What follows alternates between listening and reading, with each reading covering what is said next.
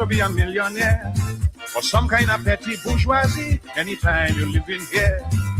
In this country, you got to be in skullduggery, making you money illicitly to live like somebody. In this country, it's outrageous and insane. Them crazy prices in Port of Spain, and like the merchants going out their brain, and the working man like the only toiling in vain. Where you ever hear a television for 7,000, $250,000 for little piece of land? A pair of sneakers, $200, 80,000-90,000 for motor cars. At last, here in Trinidad, we see capitalism gone mad. It's sad and getting more bad because capitalism gone mad.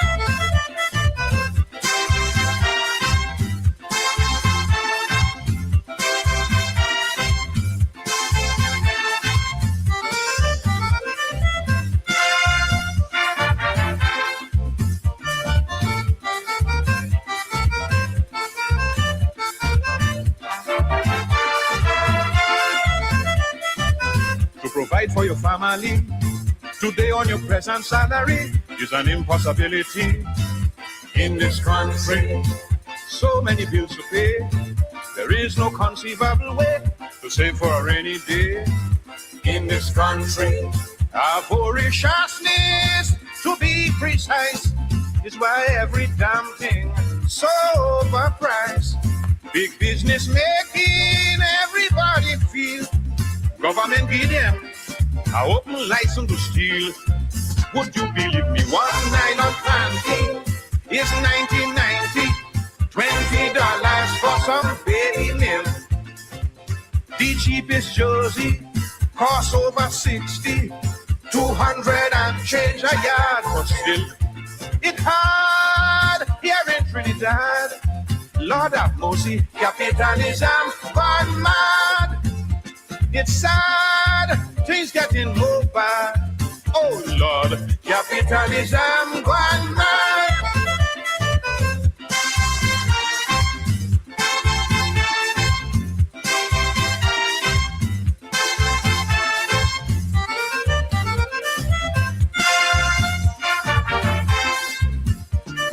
This is Caribbean Vibes.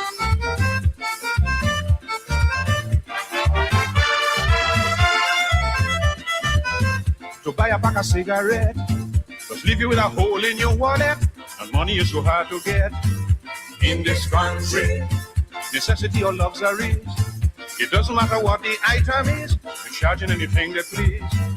In this country, primary school books prices loot, is highway robbery, the price of food. All hopes and dreams elude the poor man, but politicians still expect good work attitude. Just imagine this, the cheapest coffee, over 3,000, not even dying today easy. Thousands of dollars for the undertaker, so you could get a spot in the cemetery. It's hard here in Trinidad. Oh Lord, capitalism gone mad. The gladness that once we had is gone because capitalism gone mad.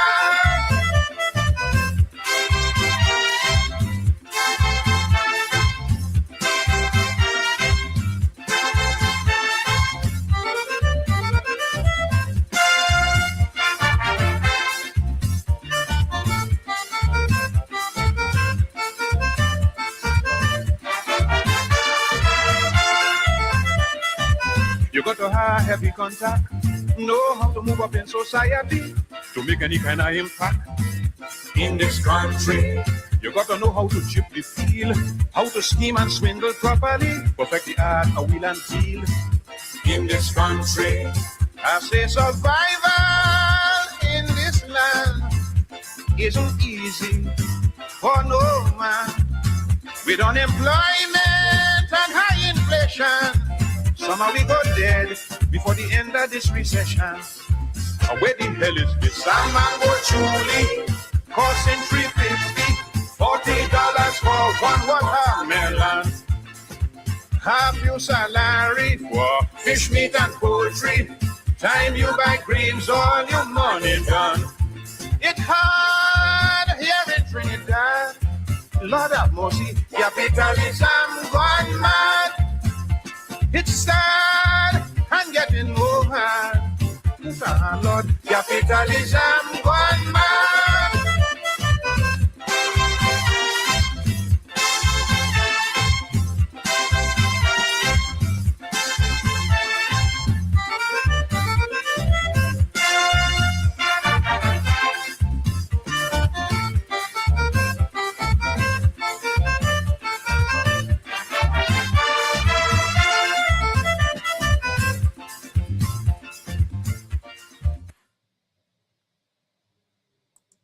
Okay, we're going to a serious song now.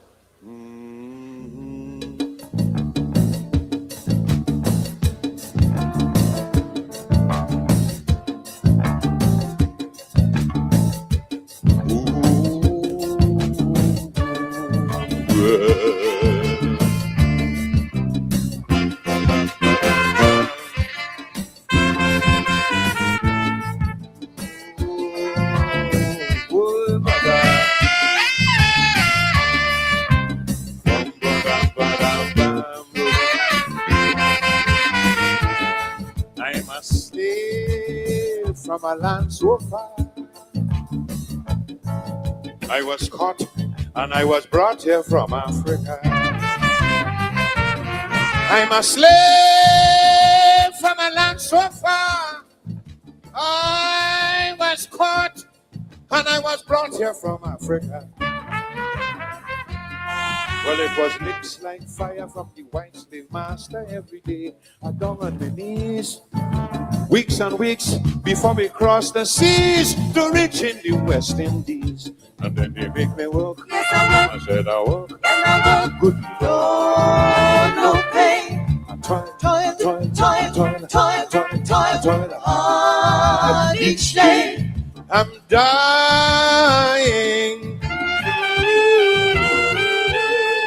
I'm crying, my God.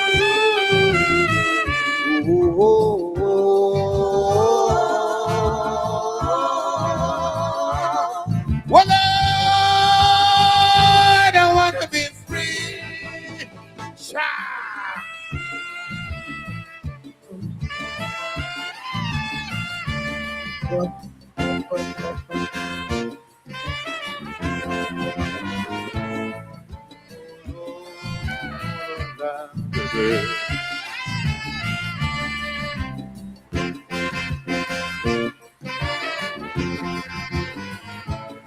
Many times I wanted to run,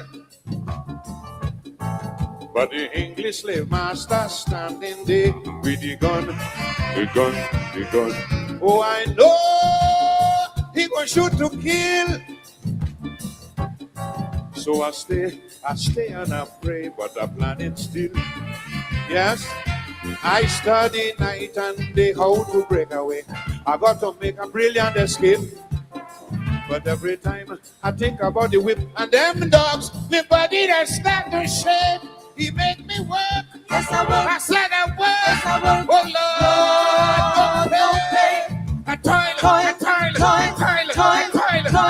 hard each day. I'm dying.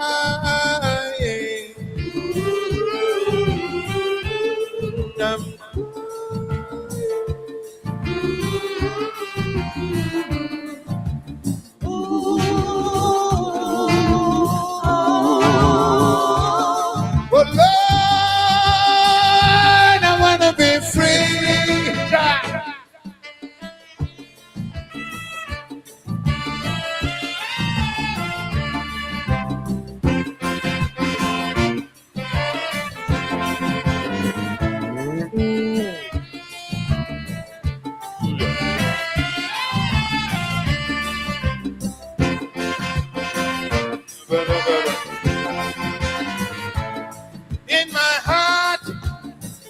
There was much to say, and I hope that the boss would have listened to me someday. Although he knew my request was small, it was the stick and the whip there to answer me when I called. We had to chant and sing to express our feeling to that wicked and cruel man. That was the only medicine to make him listen. And it's so calypso began. He made me work. Yes, I work. I work. And I work. Oh Lord, No play. I toil, I toil, I toil, I toil. Hard each day. I'm dying, oh Lord. Crying to my God.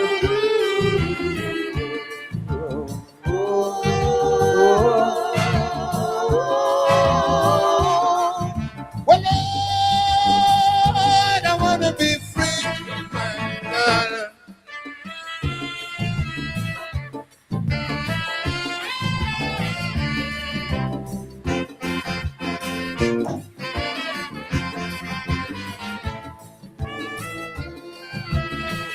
Oh, Lord.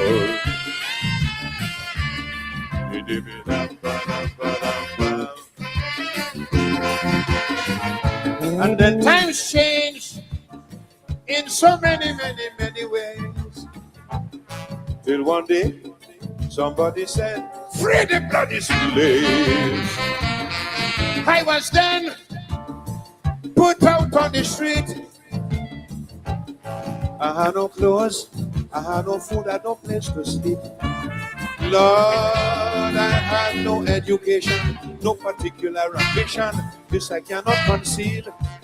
Forgot my native culture. I live like a vulture. From the white man I had to steal because he made me work. Yes, I work. I work. Yes, I work. Oh Lord, No pay. toil, Toil, toil, toil, toil, toil. Hard each day.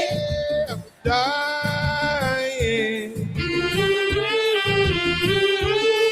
I'm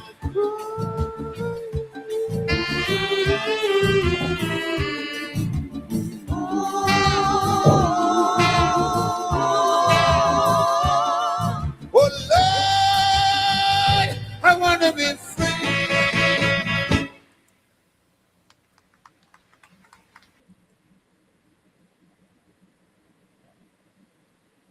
Oh, good evening, good evening, good evening, good evening. Welcome to Politics 101. We've been away for a while, understandably so. It was budget season, and one of the many hats that we have to wear. And so it took us away from Politics 101, but we're back. We're back and ready to continue this aspect of our work. I want to welcome all of you. Those of you who have been inquiring when will we be back, those of you who have been following us as we engage the budget and other political issues. Welcome, welcome. Wherever you're joining us from, welcome to Politics 101.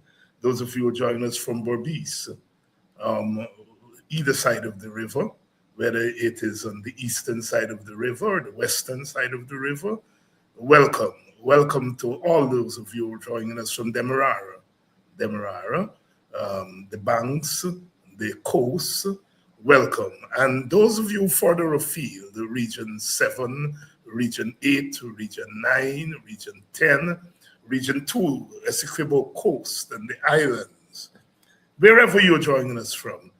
You're joining us from outside of Guyana, of course. Quite a bit of our audience is outside of Guyana. Those of you joining us from the United States of America, all over where you are, whether it's in New York or Washington, D.C., New Jersey, the southern part of the United States, the Midwest. Welcome to Politics 101. Of course, North Canada,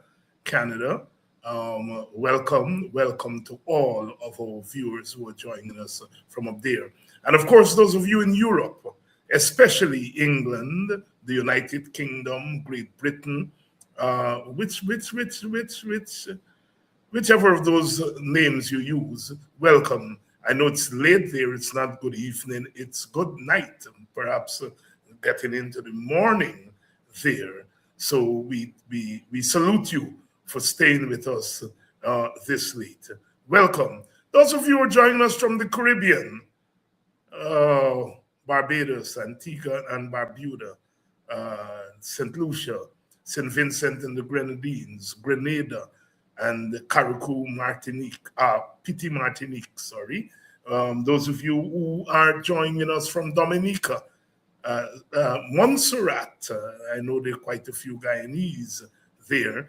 How about those of you who are in the Virgin Islands, the British Virgin Islands, the US Virgin Islands, of course, St. Croix, St. John's, etc., etc. Welcome. And those of you in St. Thomas, welcome to Politics 101. It's good to be back. It's good to be back. I have to say that I miss the engagement here, and I'm eager to be back for us to continue the conversation. We've been trying to keep ourselves alive and posting stuff on the websites, the web pages, sorry, the Facebook pages, Politics 101, and I know that quite a few of you have been keeping up with what we've been doing on the pages there, Politics 101. Although we have not been on the program, we have been sharing lots of stuff there. So continue to follow us on our Facebook page, Politics 101, and related pages. Welcome to all of you. Last night we did a program. It was an Epadaji program, book review, and we started last week with Brother Vincent Alexander doing a review of the book Blackskins White Mask by Frantz Fanon, who of course hailed from Martinique and spent time in Africa, in Algeria. And Blackskin White Mask is one of the better known books, and Brother Vincent Alexander did a review of that book. It's a book series that Epadaji is doing. And last night I did a review of How Europe Underdeveloped Africa. Next week, brother Professor Dwayne Benjamin is going to do another Rodney book, and that is History of the Guyanese Working People. And the following week, Brother Andrew Hicks is going to do the signature book by Brother Kwame Nkrumah, former president of Ghana, laid out his theory and his thesis in the book Consociational Theory. I hope I get that right there. And so that series. And last night we did our Europe Underdeveloped Africa. And we had a long discussion. Well, not a long discussion, it was an hour program. We had a discussion on the origins of the book, what Rodney was advancing in the book, which was first published in 1972. And we were looking at some of the viewership of that program last night, the viewership on Politics 101 page. And we were amazed that we found that almost 60% of the audience was between the ages of 25 and 34. And another 20% between 18 and 24. So the viewing audience on Politics 101 pages last night for that review of How Europe Underdeveloped Africa, almost 80% of the viewing audience was between the age of 18, the ages of 18 and 34. Again, sometimes we get too much in front of ourselves because people say that young people are not into these things. And there it was that those numbers jumped out at us today. Young people between age 18 and 34, a program on the book, How Europe Underdeveloped Africa.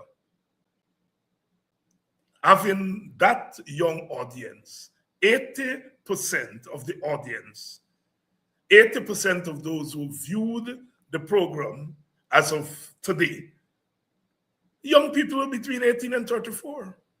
So we are forced to rethink some of the arguments we make because sometimes we are shocked. I was talking to a colleague a little bit before we came onto the program, and we were trying to figure out what may have caused such a young audience to come to the fore. And we think that it has to do with the name Walter Rodney. I think it's a recognizable name across age group. And more Guyanese, 60% of the audience was from inside Guyana. That's the other thing. Usually people think on these programs, the majority audience is outside of Guyana. Well, on that program last night, 60% of the audience was from inside of Guyana. So it was refreshing. When I started the program, I didn't have in mind that I was speaking to a younger audience. But it was obvious to me that we needed to speak across generation, because what I was trying to do and what we are trying to do with these book reviews is to really bring the past into the present. And so How Europe Underdeveloped Africa, a book that Rodney wrote more than 50 years ago, and it's a book about development and underdevelopment, because what Rodney argued in that book is that if you trace history, you would see that up until the Europeans got to Africa, Africa was the most developed continent in the world. You had to be the most developed continent in the world if you were producing the first university in Timbuktu. Trade, they were using the camels. They discovered that camels could go long distances without stopping for water and so on. They could store water, and they used the camel, and they were doing tremendous trade, tremendous technology, agriculture technology, metal technology, and so forth. And so when the Europeans got to Africa, Rodney's arguing that Africa was the most developed, and Europe at that time was very underdeveloped. And Rodney was able to trace from the time the European entry how, because of the exploitation and extraction of the wealth from Africa to Europe, that Africa began to underdevelop and Europe became developed. And so using the theory, the model of development and underdeveloped, and making the argument that Europe is developed because Africa is underdeveloped. And that book, as many people know, changed the way people look at development, changed the way people looked at African history, and by extension, history of the world, history of the African diaspora. Brother Manin Marble, an African-American scholar, was later to write a book, How White America Underdeveloped Black America. Our own Eric Williams, even before Rodney, talked about capitalism and slavery, and showing how European capitalism was built on the capital, the wealth that they were able to forcibly get from the Caribbean. And so when one talks about development of Europe, one talks about the underdevelopment of the Caribbean using the Rodney thesis. So we tried last night to make that nexus and then to bring it forward to present day Guyana. As you know, we have been talking over the last couple of weeks within the context of the budget. We have been raising the question of development and underdevelopment because there are two parallel conversations that are happening in Guyana now. One conversation is that Guyana is developing, and what those who are making that argument, that they're pointing to the high GDP, they're pointing to the growth rate, they're pointing to expansion in the physical infrastructure, and they're saying that is development.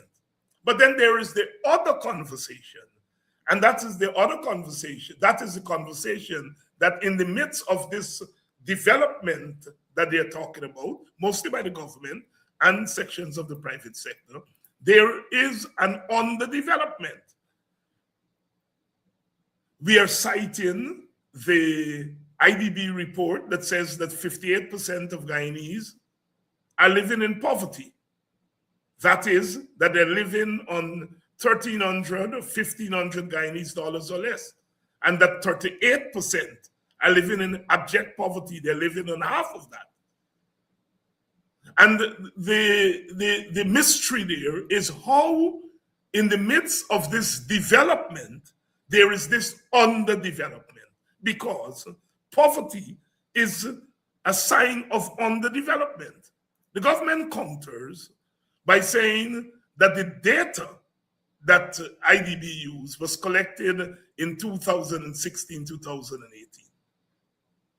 Well, one is not arguing against that, but we ask, what is the updated data? If you're saying that the IDB report is based on a dated data, and that those figures may not reflect the actual poverty that there is today, then we're asking, where is your data? Where is the updated data? Where is the data from 2022, 2023, 2024, so that we can update the poverty? Now, my argument is that even if the updated data shows that poverty is not 58%, but it's 48% or 38%, that is still astronomically high, given the amount of wealth that we are talking about in Guyana. $1.5 trillion budget. You're talking about a lot of money by Guyanese standards. And so therefore, your argument that it's not 58, then you're saying it may be 48. Well, 48 is damn high too. Or 38 is still high. The fact of the matter is that our country is plagued by poverty. And poverty is perhaps the most startling and the starkest indicator of underdevelopment. So we have this in one society. We have this development by numbers, as I call it, the high GDP, the high growth rate. And then you have the very high rate of poverty, the very high cost of living. We started out tonight by listening to the Mighty Sparrow, talking about capitalism gone mad. He sang that calypso in 1980, 46 years ago. And if you were to close your eyes and listen to those words, you would think that he's talking about present-day Guyana. The market is out of control. The prices are high. I mean, Lord, yesterday, bought some plantains. And the girl told me, I said, well, how much, what a pound? She said, $250 a pound, $250, not that, $250 a pound for plantain, $250 a pound for plantain. I bought 4 pounds of plantain, it's $1,000. 58% of our people are existing on $1,300 per day. So if they were to buy 4 pounds of plantain, money done, they can't buy nothing else. They'll have to boil that plantain and eat that plantain alone. Just think about it. And I'm told that that $250 is a boxing country price. But if you go to Georgetown, it's $320 a pound for plantain. So if you live in Georgetown and you are poor, you buy 4 pounds of plantain, your money done. Your money done. So you're having these two parallel conversations, and it seems as though we are talking past. We're talking past each other. I tried in my budget presentation to draw attention to that, and thanks to all of you who've thought that my presentation made a lot of sense. Many people liked it. They felt that the presentation from the APNU parliamentarians were sound and met the mark and so forth. And we want to thank you all for that. I personally want to thank you all for thinking that what I tried to say made sense. Many of you alluded to the fact that we raised the bar for the conversation. And certainly I tried to do that. But I wanted to make this point to say that in societies like ours, that is societies that came out of 4 centuries of enslavement, another century and a half of colonial rule, you're talking about this structural problems of that society. A society where you produce one product, sugar. A society in which the entire country is a plantation, because they were all plantations. You're producing nothing else. And you're producing everything for export, because that sugar is exported, was exported to Europe. So you're producing one product, and everything you produce is for somebody else's consumption, not for your consumption. So you're not producing anything to reproduce yourself. And that is the society that we inherited at independence. That I usually say that the challenge of early independence was how to turn plantations into nations. Tremendous, onerous undertaking. Because you're talking about a plantation society that developed over 4 centuries. And now you are called upon at independence, white man gone. And he said, you're now free, you're independent. And he left you with some sugar plantations. And then books, as soon as he gone, the price of sugar on the world market started to drop to the point where the Europeans are now discovering new forms of sweeteners. They don't need sugar anymore. David Rudder said they don't need islands no more, because if they don't need sugar no more, they don't need islands no more. And so they're gone. And they left us with these plantations. And they don't want sugar anymore. You understand the plight there, the structural plight of a country like Guyana. Where are we at independence going to get the kind of revenue to do the kind of development? Because if you are producing sugar for 4 centuries, all you need is people to cut the cane, because that's what we did. Plant the cane, cut the cane. And so your skill set is geared towards planting and cutting cane. There's no need for teachers, because education is not a priority. There is no need for nurses and doctors, because they don't care if you die. They want you to die. They walk you. You die at 24, 25 years old, and you're done. There's no need for mechanic. So we are left with an unskilled labor force. And so the choices that the post-independence leaders had to make were very strategic choices. They had to decide, what are we going to spend limited revenue on? Are we going to spend it on education? Are we going to spend it on healthcare? Are we going to spend it on bridges and roads?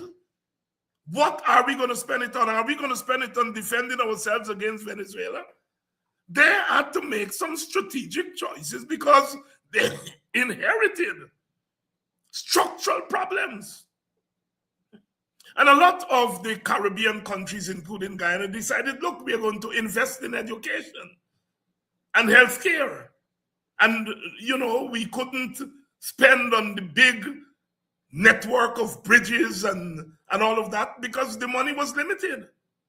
And we were able, as societies in the Caribbean, we were able to put a small dent on structural uneducatedness of the society. All of us on this program are products of that investment in education. Wherever we are in the world, we have developed skills thanks to the post-independence government. The early post-independent government invested in education. And then, of course, we came to the end of the Cold War and the structural adjustment with the IMF and the World Bank, which said that our countries could not continue to spend on education and healthcare because we weren't balancing our budget. And so they wanted us to balance our budgets. And so they said, you can't spend anymore. So we had to stop spending on education as much as we used to, stop spending on healthcare, stop spending on better wages for workers, and so forth. And so we went from promise back to pain. Economic pain, socioeconomic pain. And now we have this windfall. Now we have this windfall. And as we enter the period of the petrol state and the windfall, we bring those structural problems with us. We bring the problem of miseducation, uneducatedness, if I may coin a word there. 50% of our students who enter high school, by the time they get to exams, they're dropped out. That's a fact. We bring poverty, whether it's 58% or 48% or 38%, we bring that poverty. We made a dent in poverty in the early independence, small dent. But then we had a decline because of structural adjustment when our governments were starved of resources and the IMF and the World Bank would tell us we can't spend on this. So we bring those problems into the oil economy.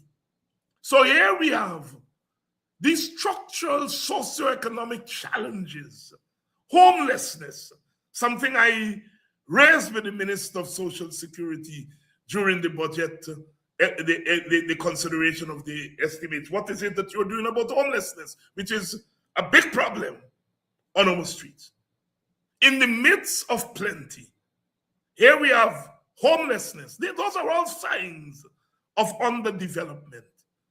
And so, therefore, our argument, my argument, the Working People's Alliance argument, the APNU argument is this. Look, you have a windfall. You didn't expect it. And you have these problems that you really didn't create. To say that the PPP created poverty is to be dishonest. What they've done is they've done nothing to help to decline it. Or they've done little, to help to decline it. But they didn't create poverty. And so the PPP should not be ashamed that there is a high level of poverty. Rather, what they should do is say, look, we have this money now, and we have these problems. And a budget is, you're spending priorities. What are you going to spend on?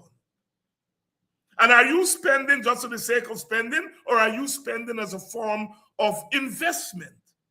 And if you see it as a form of investment, then what are you investing in? What are your priorities? The government said this year's budget, people first. Well, that sounds good. People first, which means the government has recognized that you have to invest in people first. If you prioritizing, then at the top of that list of priority must be the people. Must be the people. And I ask in the National Assembly, when you say people, what do you mean? Do you mean rich people or poor people? Do you mean all the people? Do you mean women? Do you mean men? Do you mean workers in the private sector, workers in the public sector? Do you mean people by ethnicity? What do you mean by people first? Who are these people? And I gave them the benefit of the doubt to think that they're talking about all the people. So if you're talking about all the people, you cannot talk about a monolith, because we are a diverse society, diverse by gender, diverse by race and ethnicity, diverse by where we work, diverse by country and tongue, diverse by coastland and hinterland. So if you're saying people first, then you can't talk about a monolith. You have to have the kind of policies that appeal to people across difference. Across difference. And so therefore, in looking at the budget, I was looking for that. To say, okay, you say you are invested in all of the people. People first. But even among the diverse population, there are some people who are more in need, who are more impoverished, who are more unequal than others. So if you say people first, is it the working people that come first among this diverse people? Or is it the business class first? Is it Africans first and Amerindians second? Is it East Indian first and Portuguese second? What do you mean by people? And who gets priority? Which group gets priority? Are you talking about women and men? Are you saying women first in that group? So these are questions that anyone who is thinking about development must grapple with.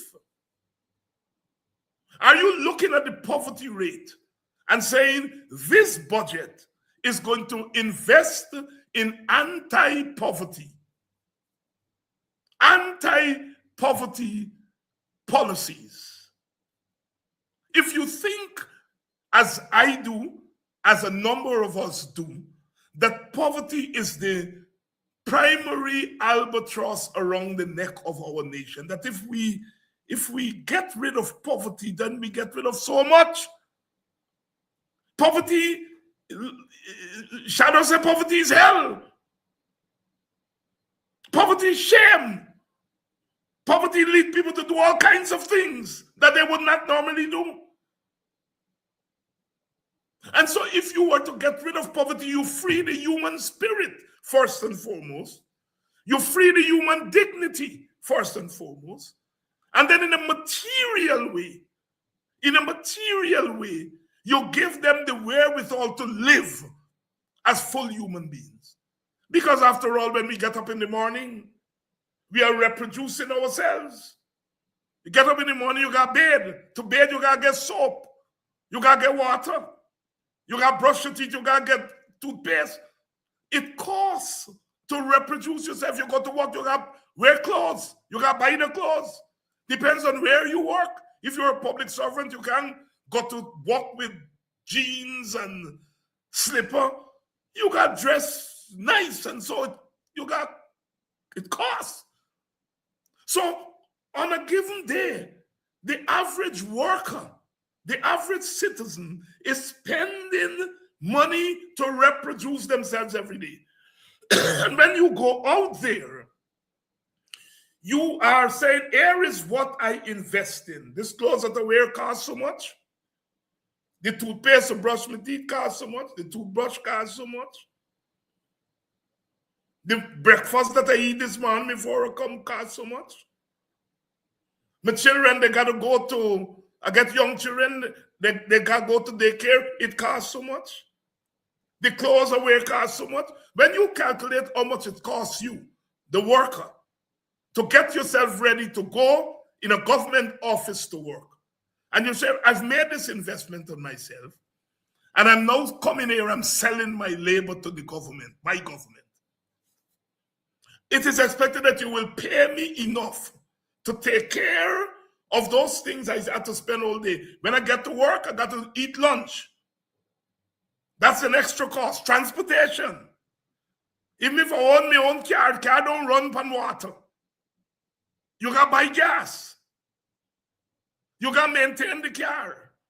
So when you count all of that money that you are spending on a given day to go to work, and you're saying to the government, I am coming here and selling my labor to you, you expect your government that is spending $1.5 trillion is going to say, at a minimum, we are going to repay you for what you have spent.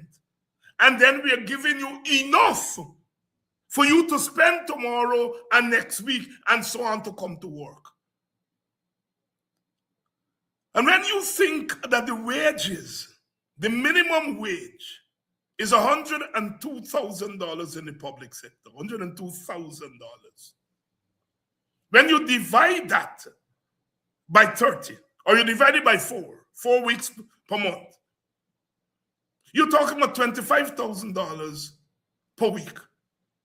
If you divide it by days, you're talking about no more than $3,500, between $3,000 and $3,500 a day. You know, look at those numbers. So if you are working for $3,500 a day, and you calculate how much you are spending per day to get to work, in transportation, in clothing, in the soap for your bed in the morning, in the perfume for make you smell nice, the money you got to pay your grandmother for keep you picnic, or you got to pay daycare, all of that, food you are eating in the morning, you got to eat in the midday. When you count all that money, it comes up to more than $3,500. But the government is paying you $3,500. And they're telling you that we are developing. We are not developing. We are underdeveloping. Underdeveloping. That's what is happening as far as our citizens are concerned. And so therefore, I sat in that National Assembly. And you're asking them, okay, there's an increase in the number of workers in X ministry. Can you tell us who those workers are and what their salary? When you hear the contract workers, the big advisors, $1.2 million. Go invest people, this, that. And then when you come to the clerk, $110,000, $120,000. That is what government is paying. They're saying that in the National Assembly.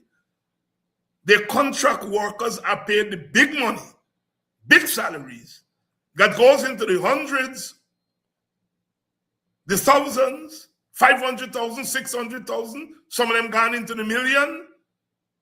And when you come to the workers, the other workers, the working class people, the clerks, the stenographers, I didn't even know that they still have those around and so on. All right? The secretaries, those people who man the ministries, they're working for just over minimum wage. And so you are underdeveloping them because every day they go home, they are in debt. Because to reproduce them, it costs them about $4,000, $5,000 a day to prepare themselves for work. And you are paying them $3,000 a day and you're taking out tax from it. which means every day you're shorting them $2,000. They are in debt by $2,000. By the time at the end of the month, they're in debt by $60,000 to $80,000. And I have only cited some of the costs. The economists will tell you there's much more that people are spending on that I didn't mention. And that is the society that we are living in. So this conversation about development, Guyana is developing. Guyana is developing. But it's developing for some people. We would be dishonest to say that nobody's happy with the budget. Some people are very happy with the budget. Some people will get rich as a result of this budget. Because you're spending money. You're paying for services. And for some services, you're paying a lot. And for other services, you're paying very little. So some people will indeed like this budget. And some people will obviously not like it because they're not gaining from it. So, brothers and sisters, this whole budget is really a sham. This whole business of people putting people first is a sham. And the government is pretending that is the greatest budget in the world. Now, as I said, there are some measures in the budget that are worthy of support. But there are many measures in the budget that are not worthy of support, not because the initiative is bad, but it's the way in which the initiative is being rolled out.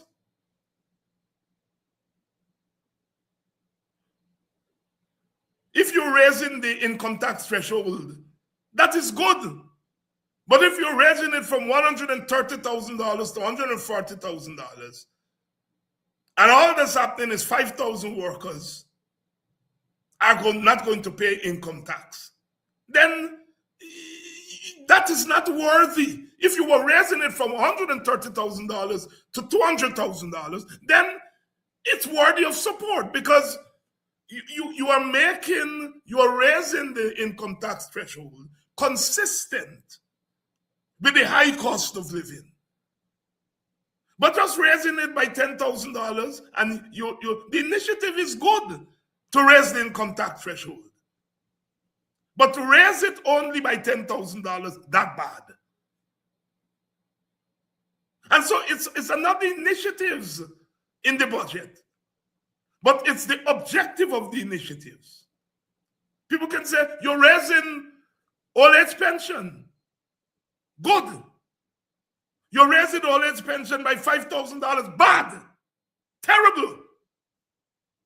So while I may be inclined to support raising old age pension, I can't support raising old age pension by $5,000. And don't tell me about all the other things old people going to benefit from indirectly. Indirectly. Tell me how they're benefiting directly. For a lot of old people, the old age pension is like a salary. And what we don't always talk about, that old age pension is not just to spend on themselves. A lot of grandparents are minding children. Mama dead, daddy dead. Mama down and out. Granny got to take pension and help those young people. So it's like a salary. And you are telling them, you're just giving them a $5,000 increase. Winston Jordan pointed out that 1% of $1.5 trillion is $10 billion. Just 1%. 10 billion. Just 1%.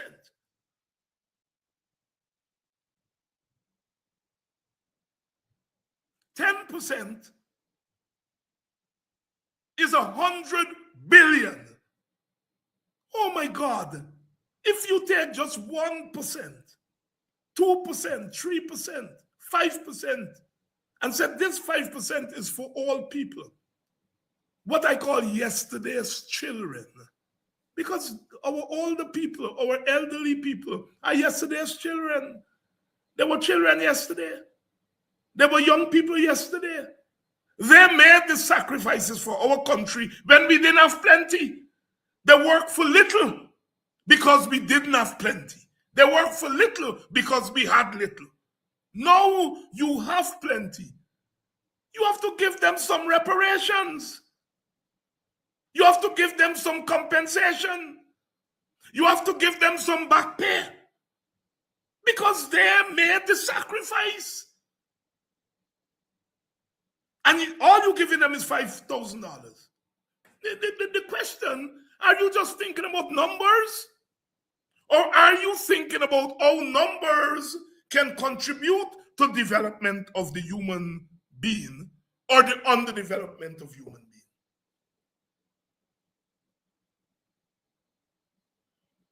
And clearly, if this government is thinking it through, and you're giving $5,000 increase, then you are thinking about the underdevelopment of the elderly in their old age. Because if you're thinking about development, then they deserve more than $5,000 more. They deserve more than $40-something thousand. They look forward to that.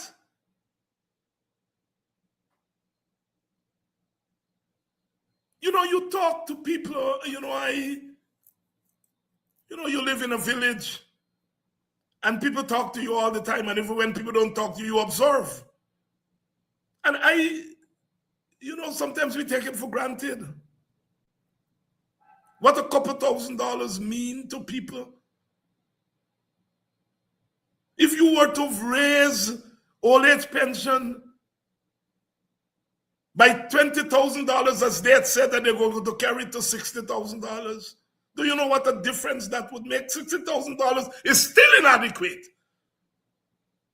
But if you'd raise it to $60,000, it would make a difference. Small difference, but a difference. All the economists who are thinking about development of people are saying, look, our age pension need to go to $100,000.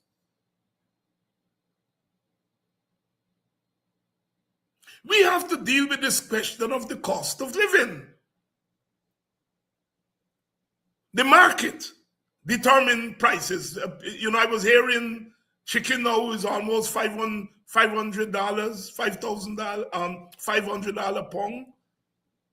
Pork gone up to $700, $800, and I understand these prices went up at Christmas time, and they stay up although Christmas gone.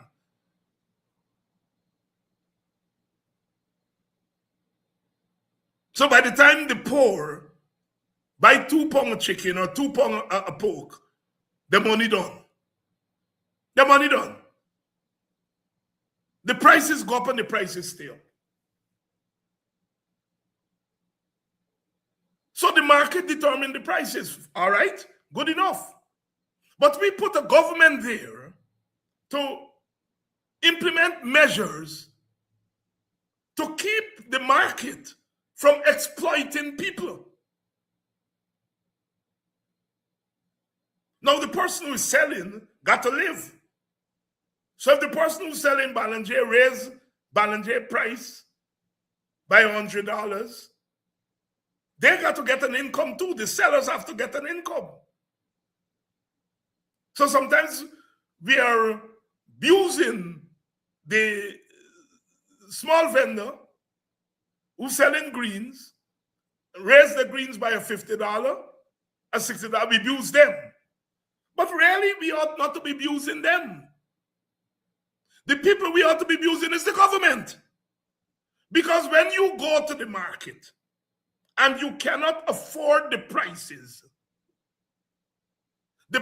are high because your money low, your money small.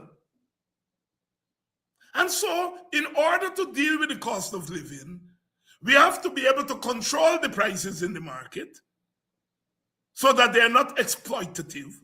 But we also have to be able to put more money, more wages in the hands of ordinary people. It has to be tackled at both levels, from the bottom in terms of wages and the top in terms of saying to the big merchants. Because often when the big merchants bring in things, they then sell it to a middleman, then the middleman sell it to another middleman, and that other middleman then sell it down to the retailer.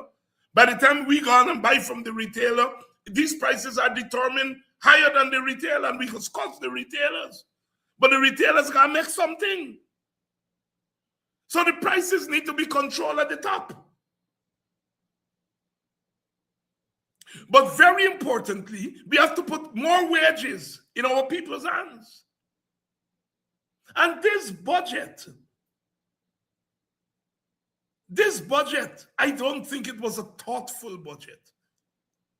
I don't think it's a budget that thought through the issues, the problems of our society.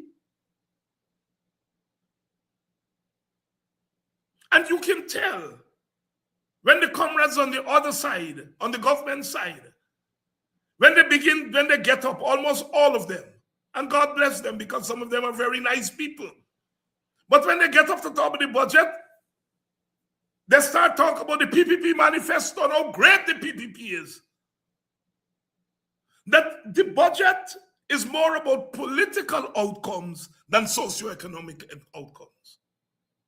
And you hear that from the speakers.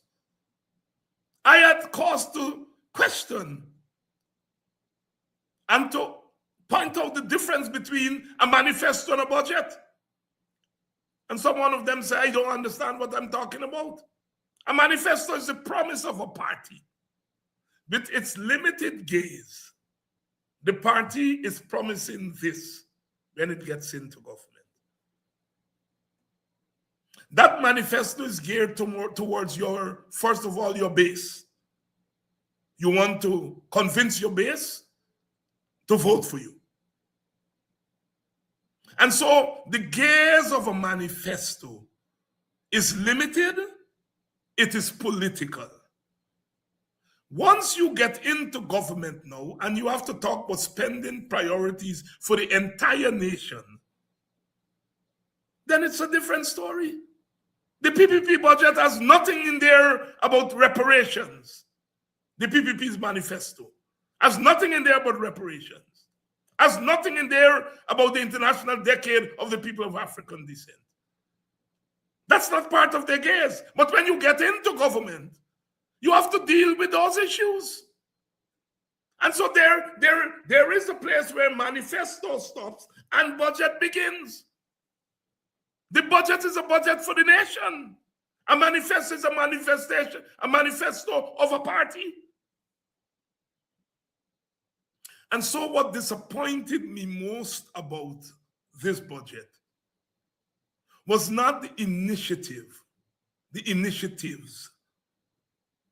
A lot of them are sound initiatives, but it was and is the thinking behind the initiatives.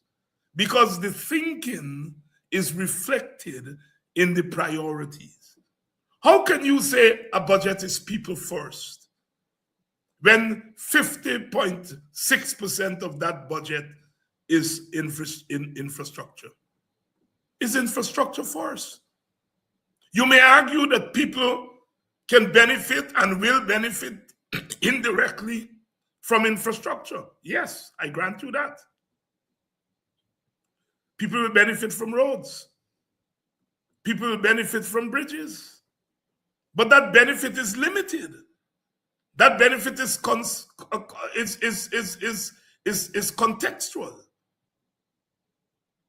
They are what we call direct benefits.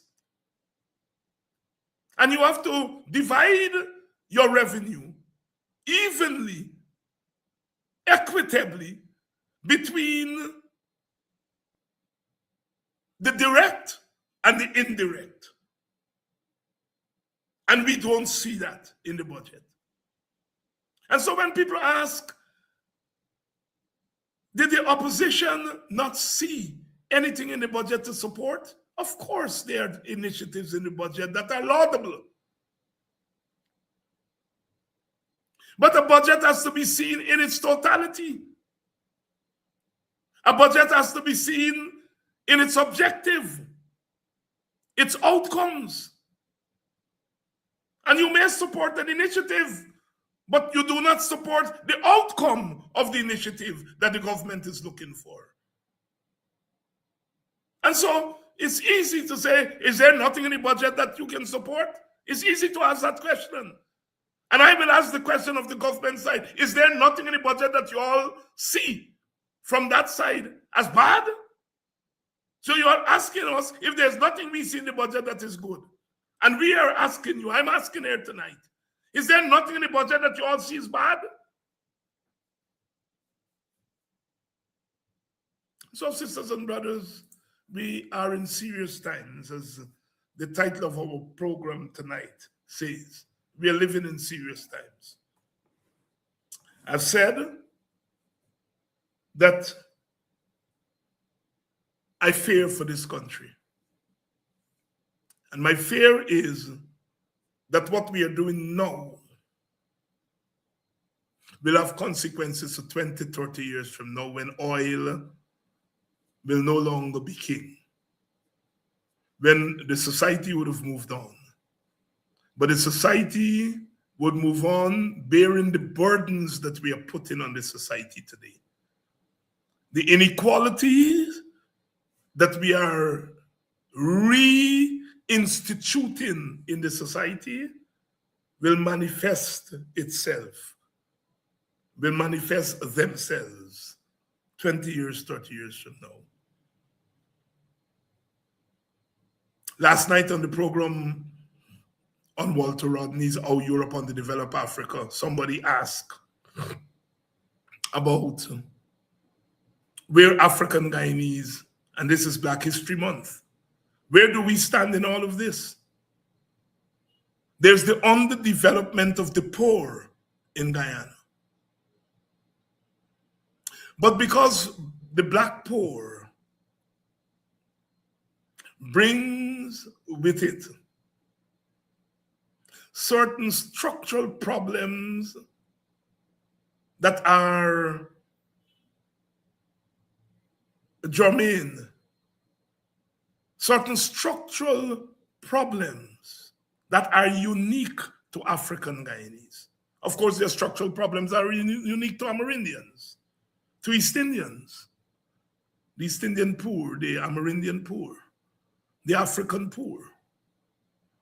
Because of centuries of enslavement and inequality, the African poor has certain unique problems that the budget doesn't address. In fact, the policies of the budget are exacerbating the structural problems of the African poor. They're exacerbating the structural problems of the poor. But as I said last night, and I noticed it's captured in a news story today, that African Guyanese are the underdeveloped of the underdeveloped because of the structural problems and the stubbornness of the government to address those structural problems. To address those structural problems.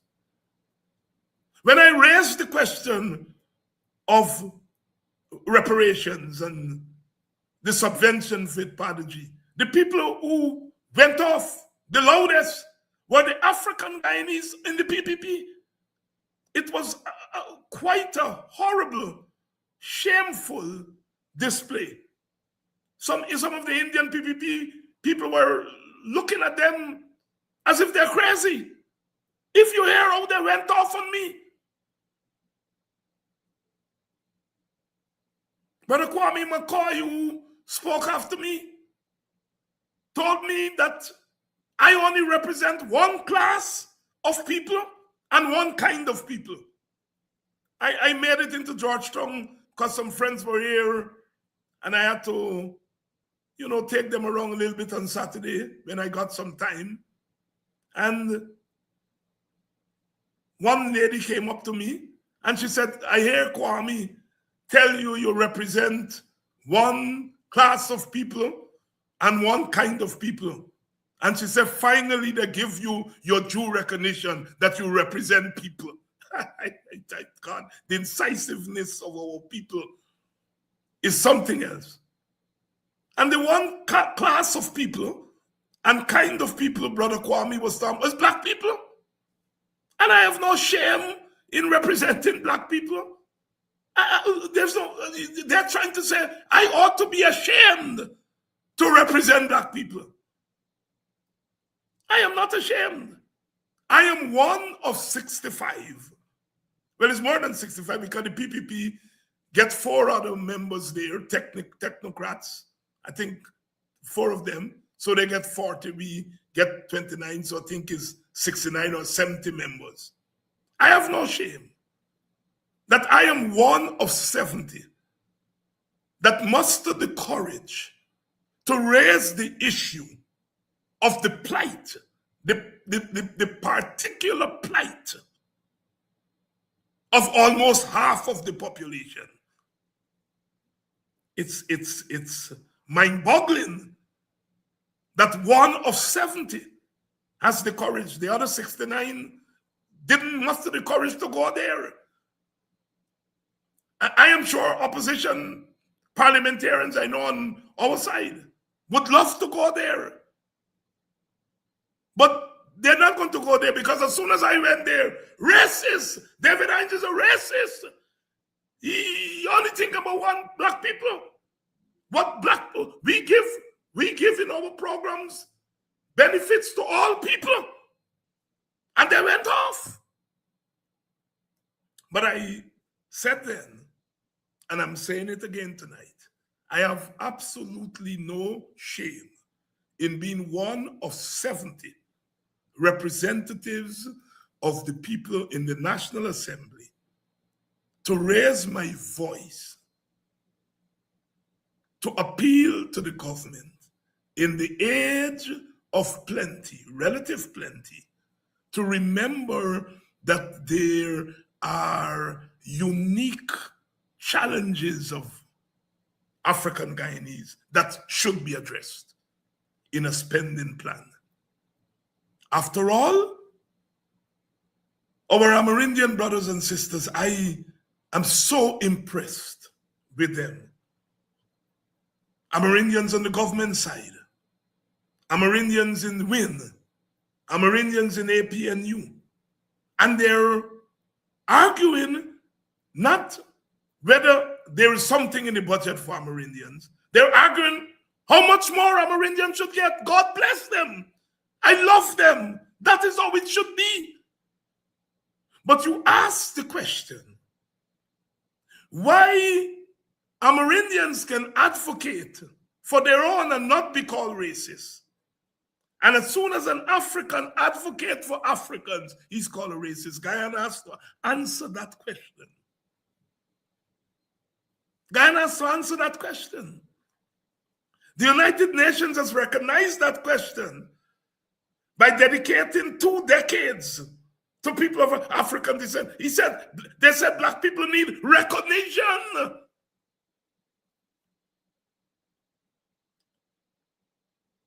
That despite changes in the law, black people are still not recognized. Their humanity, the anti-black racism. United Nations has said that, and they call on the states around the world to deal with it. Clearly, our state, our government are not dealing with it. I look at my Indian brothers and sisters, and they're advocating for sugar workers, mostly Indian. God bless them. Despite the fact that sugar is not bringing in revenue in a direct way to Guyana. $30 billion set aside for sugar. And they're arguing for more. They're justifying $30 billion, quite rightly. I listen to my Indian brothers and sisters advocating for rice farmers. And when I raise my voice and ask about public servants, they heckle me. Why our Indian brothers and sisters could advocate for sectors of the economy that are predominantly Indian, and an African cannot advocate for sectors of the society that are predominantly African? Guyana must answer that question. And I am going to use my presence in the National Assembly at every opportunity I get to put that question squarely in their faces.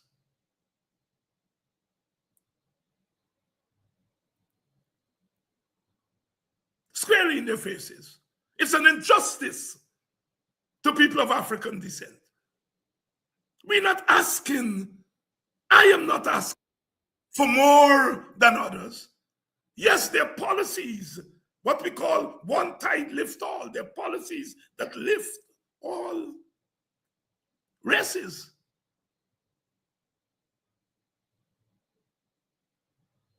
But some of those policies lift the races not equally. If you are at 0.5, if you are at -5, and another group is at 5, and we are all lifted by 5, the -5 will become 5, and the 5 will become 10.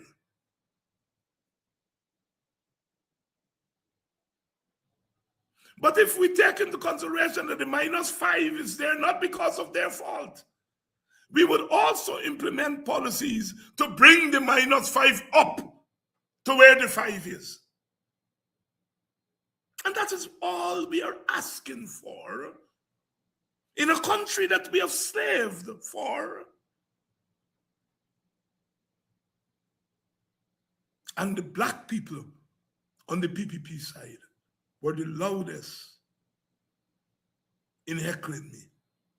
But I am determined that the National Assembly is another platform. Yes, we are not going to be able to get them to change anything. They will have their way because they have a majority. But we are going to be able, and we ought to be able, to bring to bear on that institution the things that they want hidden. Many people have pointed out, and I thank you all, that our parliament looks different. At least one parliamentarian dresses in African clothing almost every day for the last 2 weeks. Even the speaker one day wore his African dashiki. And some of the parliamentarians are pointing out to me, David, like this thing catching on. Intangibles. It's an intangible, but it's a significant development. They were able to amend the standing orders, I think 2 years ago, to have ethnic dress. And people have pointed out that Brother Kwayana, even before the standing orders were changed, wore African clothing when he went back to Parliament between 1985 and 1990. And so I am glad to follow in the footsteps of my mentor, my brother, my teacher, and to help to fulfill his own legacy. Wearing an African dashiki will not cause the PPP to change their minds about the distribution of resources. It will not. But what it will do is to say to the African child, the African mother, the African teacher, and the African father, that you have a place in Guyana and that there is someone who is not afraid to raise your identity alongside others. That there is someone in that assembly who's not ashamed of you and not ashamed of your identity and your symbols. And that goes a long way. That goes a long way. The struggle goes on as it must. The struggle goes on as it must. The APNU is going to take the budget to the streets, starting, I think, on Friday at the Stabroek Market Square, where parliamentarians and others will discuss the budget in the public space. And we intend to move around the country. We intend to go to Region 10 and Region 5 and Region 6 and the hinterland regions and take the budget to the street corners, the highways and the byways, as they used to say in the old days. And I hope to participate in some of those, where we get a chance to debate with our people, with our supporters, the budget. We get a chance to extend our remarks. We on the APNU were granted 15 minutes plus 5 to wrap up, 20 minutes to give our budget presentation. As we equitably distributed the time that was given to the opposition, we would have gotten an extra 2 hours. But we were not able to get the 2 opposition groups to agree to distribute the time equitably. The call ultimately was made by the opposition group with more seats, and WIN has 16 seats, and they had the call on whether to distribute the time equitably or not. And for whatever reason, they made the call not to do so. And so we were consigned to 15 plus 20 minutes, while others on the opposition at 35 minutes. That is the nature of our politics at this moment, and I don't want to quarrel over it. I don't want to, our supporters have a right to be peeved. But I think as a leader, we have to put those things in context. I, at a personal level, interacted very well with the WIN members of parliament, all of them. Some of them I can even call friends over the last couple of weeks. And so therefore, I'm not saying what I said to denigrate the people in WIN, because we are all on the opposition side. And those of you who followed the debate would remember I started my presentation by standing up for one of the WIN members of parliament that they were denigrating because he got a gold scholarship. They say you should not criticize gold. And I felt that I needed to start my presentation by defending that brother. And defending him not just as a fellow opposition, I'm defending because I'm a senior. And when you're beating up junior people, those of us who are senior, those of us whose voice may be a little bit louder, have a right to stand up. I come from a village, and villagers don't like advantage taking. They don't like it at all. And so therefore, at an informal way, the parliamentarians of the two parties get along very well. But it will take some time for the opposition unity that many of you crave. As I said, given the way things pan out, what we have done on the opposition side is create a divided opposition. And, we create a divided opposition and then we expect automatic unity. It doesn't happen that way. That's not how human beings operate. I am sure that as time goes on, that we would find ways to unite. But for now, I'm asking our supporters to be patient, to be patient, to be patient. Sisters and brothers, we are in serious times, and these times will continue to be serious. And we have to remain engaged.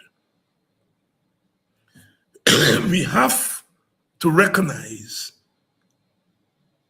that if we create an unjust society, if we allow an unjust society to be created today, that society will carry over in the next 20, 30 years. We will be handing our children and our grandchildren an unjust society. And that is why we have to stand up for justice. We have gotten a little bit soft, all of us collectively, and we have to find a way to raise our voices and to raise our level of resistance, because we are in serious times. We are going to be back tomorrow. Those who are here tonight, and I notice quite a lot of you are here tonight for our first night back, please spread the word and let everybody know that we are back.